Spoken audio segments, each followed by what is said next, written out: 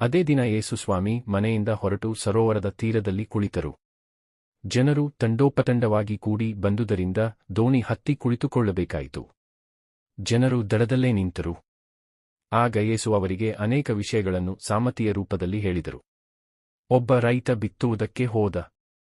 ಬಿತ್ತನೆ ಮಾಡುತ್ತಿದ್ದಾಗ ಕೆಲವು ಬೀಜಗಳು ಕಾಲ್ದಾರಿಯಲ್ಲಿ ಬಿದ್ದವು. ಬಿದ್ದದ್ದೇ ಹಕ್ಕಿಗಳು ಬಂದು ಆ ಬೀಜವನ್ನು ತಿಂದುಬಿಟ್ಟವು.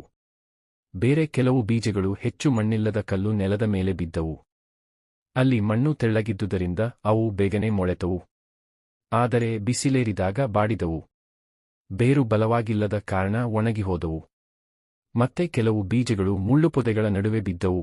ಆ ಪೊದೆಗಳು ಸಸ್ಯಗಳ ಸಮೇತ ಬೆಳೆದು ಅವುಗಳನ್ನು ಅಡಗಿಸಿ ಬಿಟ್ಟವು.